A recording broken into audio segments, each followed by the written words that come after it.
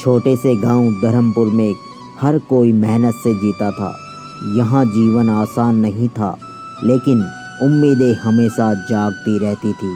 इसी गांव में एक अनजान सीधा सादा सा लड़का रहता था। नाम था अर्जुन। कोई नहीं जानता था कि इस साधारण से लड़के की कहानी एक दिन पूरी दुनिया को चौंका देगी। अर्जुन का बचपन कठिनाइयों से भरा था। उसके माता पिता किसान थे। बचपन से ही वह खेतों में हाथ बटाता, जानवरों को चराता और कभी कभी गांव की पाठशाला में पढ़ने भी जाता। कक्षा में वह अक्सर चुपचाप बैठा रहता, न तो सवाल पूछता न ही जवाब देता। अध्यापक भी उसे नज़रअंदाज करते, क्योंकि उनका मानना था कि अर्जुन पढ़ाई में कमज़ोर है।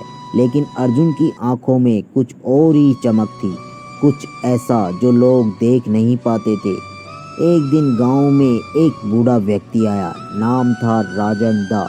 उसने गांव के बच्चों को पढ़ाना शुरू किया।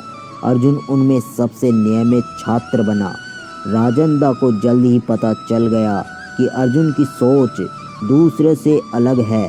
वह सवाल नहीं पूछता था, लेकिन हर जवाब समझ जाता था। तू कौन है अर्जुन? राजन दा कभी कभी मुस्कुराते हुए पूछते। अर्जुन बस यही कहता, मैं एक साधारण लड़का हूँ गुरुजी। लेकिन राजन दा जानते थे वह साधारण नहीं है। एक दिन शहर से एक सूचना आई। एक राज्य स्तरीय विज्ञान प्रतियोगिता होनी थी, जहाँ गांव के स्कूलों से एक बच्चा भेजा जाना था। सभी ने अर्जुन का मजाक उड़ाया। जब उसका नाम प्रस्तावित हुआ, ये गंवार क्या करेगा शहर में? गांव वालों ने कहा। राजन दा ने कहा, यह लड़का तुम्हारी सोच से बड़ा है, इसे मौका दो। अर्जुन को भेजा गया। शहर पहली बार देखा उसने। ऊंची इमारतें, तेज रफ्तार जिंदगी, नए चेहरे। लेकिन अर्जुन डरा नहीं। प्रतियोगिता में देश भर के तेज दिमाग छात्र थे। उनके पास लैपटॉप थे, किताबें थी और आधुनिक ज्ञान था। अर्जुन के पास सिर्फ आत्मविश्वास और एक पुरानी कॉपी थी। वह चुपचाप लोगों को देखता और सीखता था।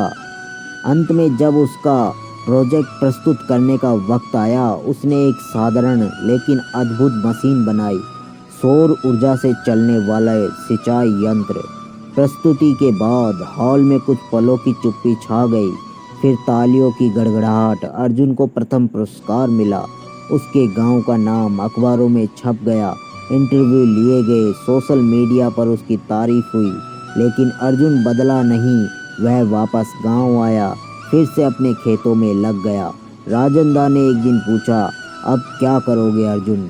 अर्जुन बोला, जो कुछ सीखा है उसे गांव वालों के लिए लगाऊंगा।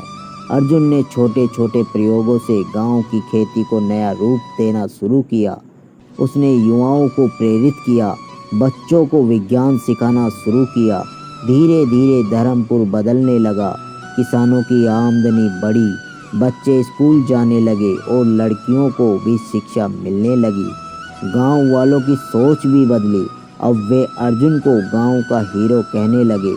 कुछ सालों बाद अर्जुन को संयुक्त राष्ट्र के विज्ञान सम्मेलन में बुलाया गया। वहां उसने ग्रामीण भारत के लिए किए गए अपने कार्यों पर भाषण दिया। उसका भाषण सुनकर पूरी दुनिया ने उसे सलाम किया। उसे कई पुरस्कार मिले, लेकिन उसने कभी अपने चेहरे पर घमंड नहीं आने दिया। सम्मेलन के बाद एक पत्रकार ने अर्जुन से पूछा, आपकी शिक्षा कहाँ से हुई? आपने कभी किसी स्कूल में उच्च अध्ययन नहीं किया, फिर ये ज्ञान कहाँ से आया? अर्जुन मुस्कुराया।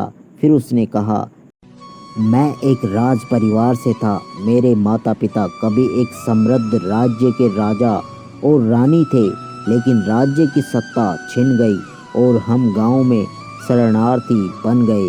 पूरा देश स्तब्ध रह गया। मैंने कभी अपनी असली पहचान जाहिर नहीं की, क्योंकि मैं चाहता था कि मेरी मेहनत मेरी पहचान बने, मेरा जन्म नहीं।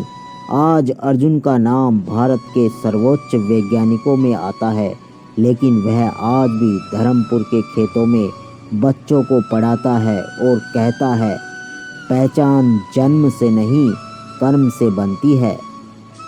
तो दोस्तों आपको ये वीडियो कैसा लगा आप हमें ज़रूर बताएं, और दोस्तों वीडियो अच्छा लगे तो वीडियो को एक प्यारा सा लाइक करके चैनल को सब्सक्राइब जरूर कीजिए। थैंक यू, धन्यवाद, जय हिंद।